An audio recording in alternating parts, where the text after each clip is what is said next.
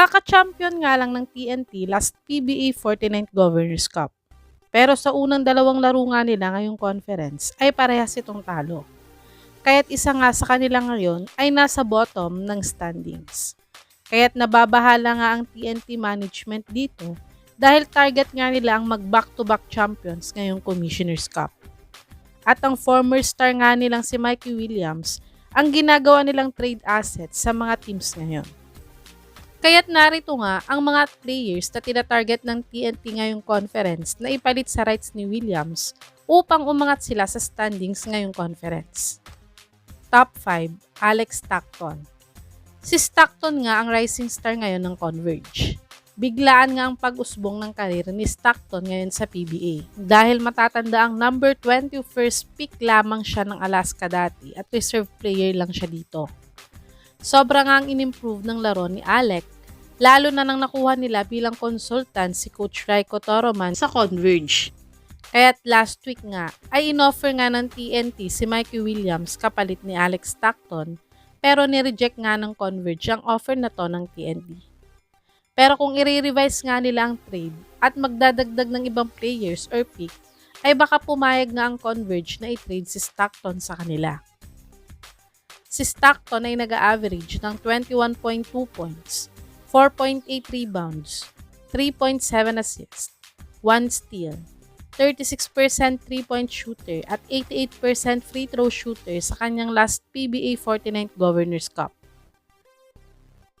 Panoorin natin ang pinaka-latest na basketball highlights ni Stockton ngayong conference kung gaano nga ba siya kagaling na player ngayon.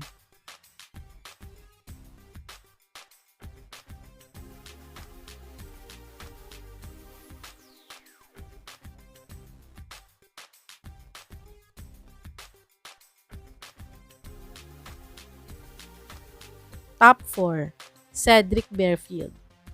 Si Barefield nga ay ang star rookie ng Blackwater ngayon dahil siya nga ang leading scorer nila pagdating sa mga locals. Matatanda ang naglaro na nga si Barefield sa mga overseas leagues bago siya magpa-draft sa PBA. At naglaro na din ito sa may NBA J-League dati. Kaya't madami na nga siyang experience sa mga international leagues. Kaya't parang rookie veteran na nga siya nang nagpa-draft siya sa PBA. At isa nga siya sa mga gustong makuha ng TNT sa team nila. Si Barefield ay nag-average ng 18.9 points, 3.2 rebounds, 4.2 assists, 1.1 steals, 32% 3-point shooter at 78% free throw shooter sa kanyang PBA 49th Governors Cup. Panoorin natin ang isa sa mga best game highlights ni Cedric Barefield last Governors Cup kung gaano nga ba kagaling ang rookie na to.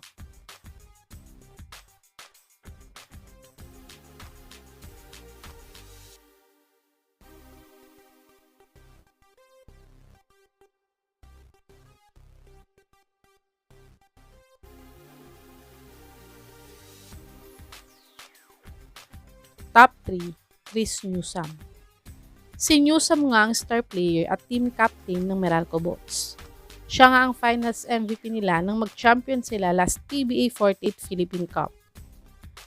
Pero hanggang next year na nga lang ang extension ng kontrata ni Newsome sa Meralco. At magiging unrestricted free agent na din ito pag matapos ang kontrata niya. Pero kung maititrade nga siya sa main team ng MVP groups na TNT, ay baka pwede nila siyang mas offeran ng mas mataas na long-term deal. Si Newsome ay nag-average ng 13.3 points, 5.2 rebounds, 2.5 assists, 1 steal, 25% 3-point shooter at 85% free throw shooter sa kanyang PBA 49th Governors Cup. Panoorin natin ang isa sa mga best game highlights ni Nunu sa PBA Finals kontra sa SMB kung paano niya nga pinag-champion ng Meralco Bolts.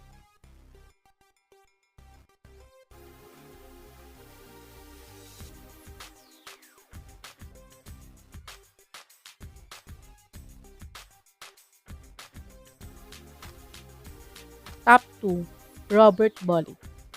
Si Robert Bolick nga ang star player ngayon ng NLEX Road Warriors. Nang mapunta nga si Berto sa NLEX, ay siya na nga ang naging leading scorer nila pagdating sa mga locals. At dapat talaga ay sa TNT nga daw ito mapupunta last of season, pero sinambatak nga ang napunta sa TNT. Pero ngayon nga ay dahil sunod-sunod na ang talo ng TNT, ay baka kunin na nga nila ang scoring machine na si Bolick sa TNT. Si Bolick ay nag-average ng 19 points, 6.6 rebounds, 8.5 assists, 22% 3-point shooter at 85% free throw shooter sa kanyang last PBA Fortinet Governors Cup. Panoorin natin ang pinaka-latest na basketball highlights ni Berto ngayong conference kung magiging fit nga ba siya sa sistema ng TNT.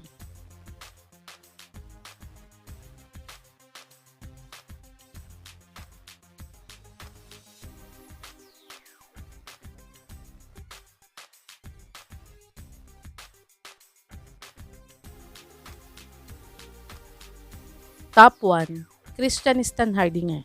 Si Bulldozer nga ay former player ng Terra Firma Jeep. Dahil recently lang ay nag-announce na nga siya ng retirement sa PBA. Ito ay dahil di na nga daw siya sumasama sa mga practice ng team nila. Matatandang nagka-injury nga si Stan bago matapos ang Governors Cup. Pero ang totoo nga nito ay masama daw ang loob niya dahil ayaw niya palang magpa-trade dati nang nasa Hinebra pa siya at management lang ang nagdesisyon nito at hindi ito mutual decision. Pero ayon nga sa legit source na to, ay all-in na nga daw ang TNT na makuha ang rights ni Bulldozer ngayong conference upang mag-Grand Slam nga ulit ang TNT.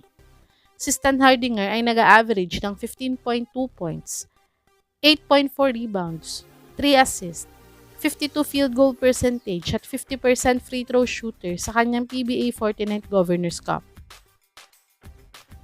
Panoorin natin ang mga best game highlights ni Bulldozer last conference sa Jeep kung magiging fit nga ba siya sa sistema ni Coach Chot Reyes.